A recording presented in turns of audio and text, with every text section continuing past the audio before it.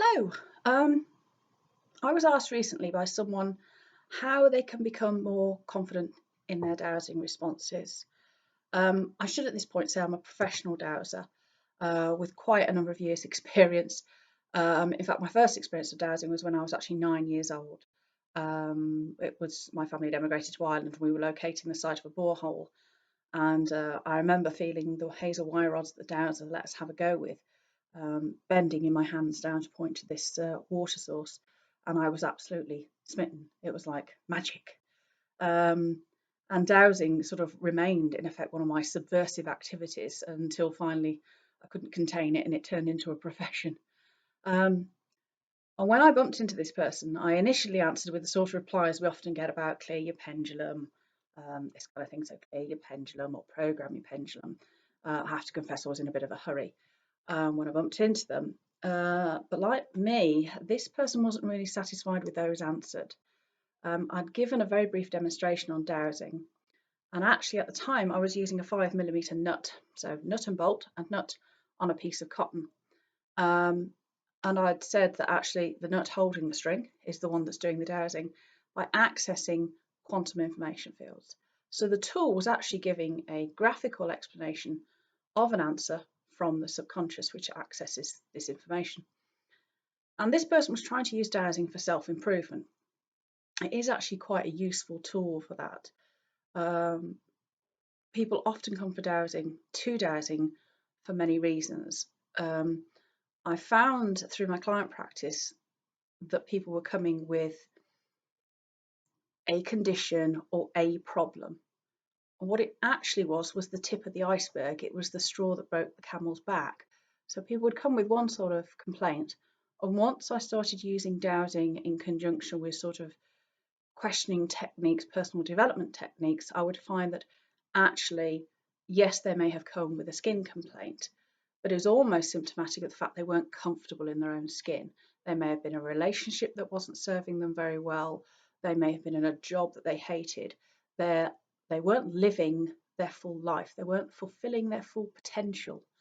Um, so my dowsing practice evolved into less of a treating the last symptom of a long, convoluted series of events and life decisions that had got them to this point, to actually unpicking all those and giving people personal tools, personal development coaching tools, from many sources, from people like Tony Robbins, all sorts of people, Alan Watts, to really get to people to delve to why they had become ill or unhappy, um, why they felt that everything was stopping them. And don't get me wrong, we are subject to loads of chemicals in our model worlds that can affect our health.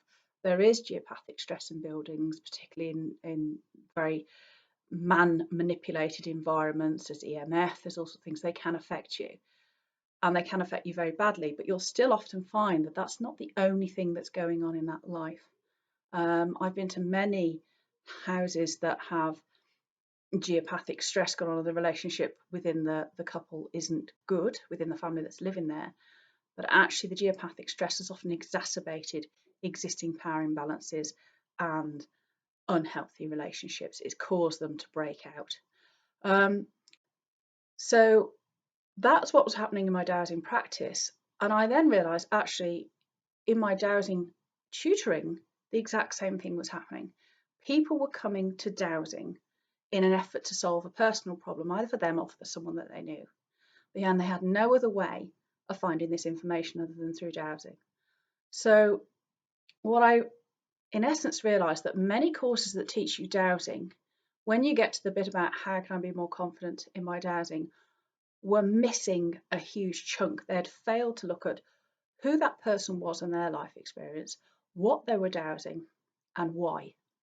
So when you teach people to dowse, like any skill, like any intuitive arts, like anything you want to be successful at, you really have to look at the fear thinking that will prevent you from being good at something. And fear thinking prevents people from being good at dowsing. So as I say, this person that I bumped into asked me about how can I be more confident in my dowsing, and they were using it for self-improvement. Now, when we look at self-improvement in the sort of general thoughts of Alan Watts, we are in the eternal dilemma of the fact that the person who needs improving is self. Yet it is the same self that is trying to be the improver, yet obviously lacks the skill and knowledge, otherwise that same self would be improved. So it's kind of like you're in a catch-22. I need to be improved and I'm the one that's got to do the improving. So I thought, okay, this person's come to me with this dilemma and this is a learning experience for me. What do I need to take from this? This person was drawn to me as a teacher, felt an empathy with my style, felt an empathy with my knowledge. And I actually want to give them what I really think and feel about this, rather than fob them off with a program and cleanse your pendulum and everything will be fine, when actually their life was what was falling apart. So I wasn't doing myself justice and I wasn't giving them what they needed. And I really wanted to give them something that would help them with their personal progression. So we then had a visit to a coffee shop and a long and lengthy debate and conversation ensued. Now, their parting gift when they left, they said to me, I think other people would find this really helpful.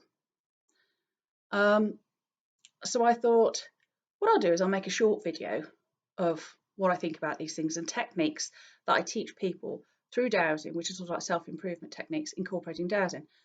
And then I realised that video was actually going to be quite long. And people don't come onto social media at night. They come on when people come onto social media at night, they come on actually to catch up with friends and watch silly cat videos. Now, I can't compete with silly fluffy cats. So what I've done is divided the three main fear thinking patterns into videos 1, 2, and 3, which you can access here. And then you can enjoy and cogitate at your leisure and think about each one, and then work out, whether they're applicable to you. And I have to say, that me personally, every single one used to be applicable. Those people that know me will know that my life has not been easy. I have made some very poor choices and I have found myself in some very difficult situations. The thing that I now have looking back, I have absolute gratitude for those really awful times because they taught me so much. They enabled me to really to see what I was capable, what was buried underneath, and to allow that to come back out and flourish again and take control of my life again and make the decisions that make me feel good, not other people, not to bend like a reed in the wind trying to keep everybody else happy. And then with that, you become more confident, you become more self-possessed. Money starts to come to you because you're actually in command of your own life. What most people find is they're in a relationship that doesn't serve them very well. They're in a dead-end job where they're getting paid very little. They feel trapped, they feel isolated, and they mask that pain by drinking too much, taking drugs, shopping uncontrollably, being addicted to social media. It's anything that takes them out of themselves so they don't have to, for that short while, look inside and go, oh God, my life's terrible. Why is all this happening to me? And many people, I say, come to dowsing in those situations, either as a client, because they're looking for somebody else to help them. And actually, you can point people in the right direction, but real healing has to come from within. Or they come learning to dowse because they're trying to do some self-help. And that's fine. That's great. Everybody's on their own path. Everybody is where they are. We can only hope that when people come to me, I can hope that I'm able to give them something that is going to point them in the right direction. So going to help them make those transitional steps that make them look at their life and realize the bits of it that they are responsible for. And those bits are normally you have to take your courage in both hands to realize the bits of your life that you are responsible for that you may not be comfortable with. You can't take responsibility for other people's behaviour, but you have to take responsibility for your own. So, for instance, if you're in an abusive relationship, something that I have experienced, I wasn't responsible for the abuse being heaped upon me, but I was responsible for allowing myself to become the victim of that. And that was then a question of backtracking through family learned behaviours, patterns of what it is to be a woman, all those sorts of things that actually meant that I was so ill equipped to deal with a relationship that I ended up finding myself in an abusive one. So I had to look at that and say, well, what? I don't want that to happen again. I don't want my children to learn that pattern. So how can I change it? And you really have to face some uncomfortable truths doing that. But actually, it's really worthwhile and incredibly satisfying when you come out the other end of it. So how can I be more confident in my dowsing? Now, as I say, it's not actually as simple as it sounds. We need to step back and look at who you are, what you're dowsing, and why.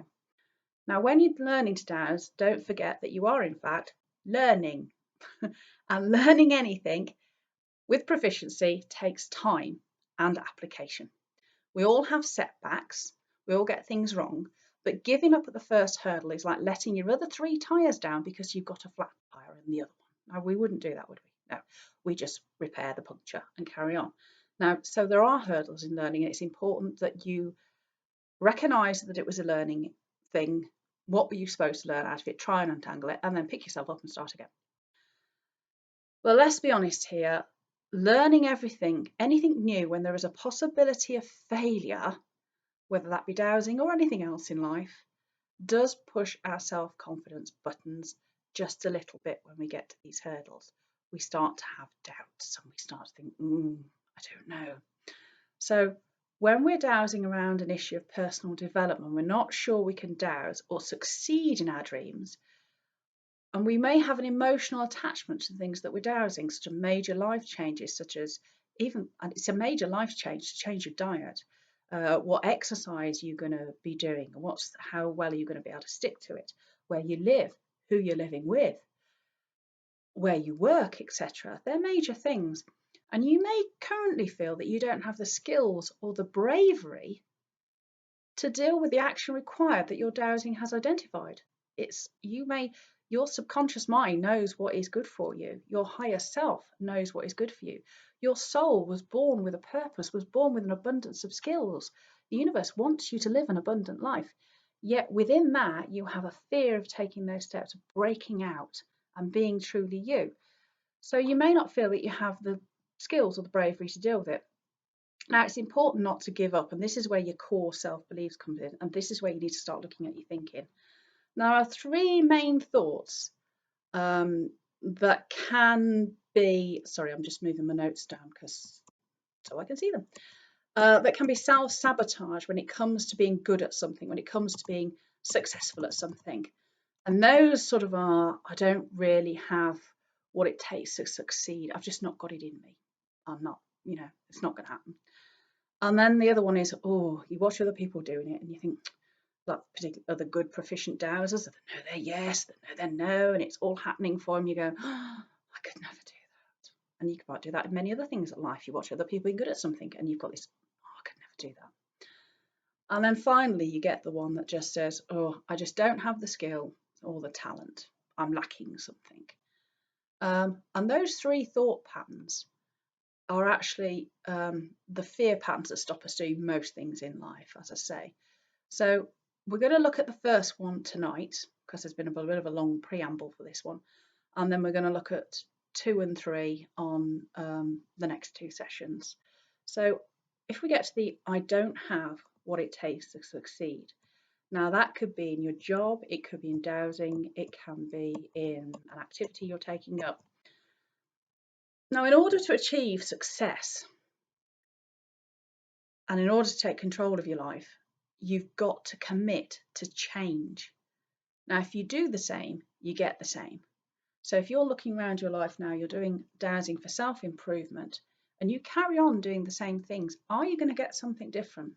No, you're not. You're going to get the same existence that's making you unhappy now. You'll feel like you're not developing spiritually. You feel like you're still riddled with poor patterns of behaviour learned in childhood, or you're influenced by past lives, or whatever you feel. And you have to make that commitment to change. And if you're listening to this, you've probably made it, you're on the cusp of making it. So, keep going. Now, one of the first things that makes us commit to change is actually setting your goals. Now, setting your goals is really important. You have a vision in your head of the job you want to have, the physical, emotional wealth and abundance you want in your life. You want a fuller bank balance. You want to be able to go on holiday when you like. You want to be able to release your time. You want to be able to give forward of your skills to other people so they can learn from your experience in big ways, in small ways, something that makes you feel good, something that helps other people. So map those goals out. On the dowsing courses, when I'm addressing this with people, we do exercises. We have a sheet of paper that says, where do you want to live? Describe the house in detail. How many hours a week do you want to work? Who are you going to be living with? What clothes are you wearing? What do you look like? Have you lost a lot of weight? Have you bulked up? What? Imagine the you that you want to become, your subconscious mind. The energy that you put into that is what partly creates manifestation. There are several stages to manifestation, and visualizing, really visualizing so you can feel it in every cell of your being, is one of the first really crucial stages. So decide what you want in life. Now, if that's simply to be a very good dowser, that's great. If it's more, go for it. Don't hold back. Nobody else is going to read this. You might say, I want 10 helicopters. Go for it. Write it down. There's no right or wrong in this. It's about you letting that inner child come out and soar, and not say, oh, I'd like that but, or I'd like that if. There's no if, there's no buts. One of the other games I teach people is this I'm a really great person game on this module, which people find really embarrassing to start with because you have to write things down that you really like about yourself. And that can be quite challenging to start with. Anyway, so you've mapped out your goals and you've been quite specific about them. Now, one of the things that dowsing is quite useful is how you're going to measure your results and progress, because we're all different.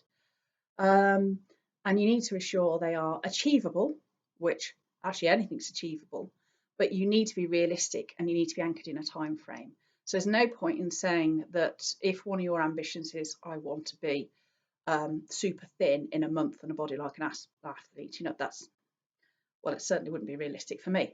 So you have to be realistic. And there are all sorts of dowsing chart books, all sorts of things that you can develop that would make you find the best way to measure those changes within a time frame that makes you feel good and they're achievable, but also keeps you focused, keeps you on track. If you have a timeline, you've got things coming up. When you're really, really motivated, that's one of the crucial things. So you would do these personal development games and the sort of exercises around loving yourself,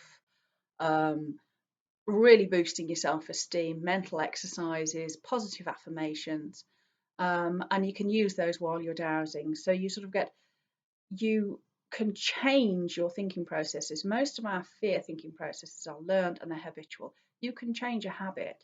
People smoke, it's habit they can give up.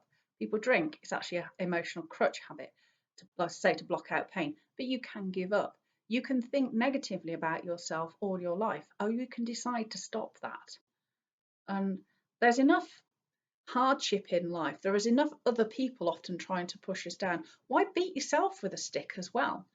You have to remember we're all born equal. We're all born into a universe of abundance that wants you to succeed. Go for it. Succeed. Don't hold yourself back. So you need to learn and you need to unlearn. You need to learn new ways of thinking and you need to unlearn from your old habits, and you need to take those poor thinking habits and replace them with something better. And you use positive statements, not statements about scarcity and lack. A scarcity mindset is one that looks around and says, oh, I don't have, it'll never happen for me. All I see is poverty and misery. And therefore, because you've put that energy into that space, that's what you'll get back. So it's about learning to see opportunities, not obstacles. And there are opportunities everywhere. And there are just mental techniques and ways of lifting your energy and through dowsing that enables you to do that. And the second part of the video, we'll look at the next thought processes and some strategies that will hopefully enable you to do that. As I said, this is all part of a dowsing and personal progression course that I've developed over time. But these are the bits that I can, give you. So hopefully, if you're at home learning to dowse, you can take advantage of them. So look out for part 2 if you want to follow the thread.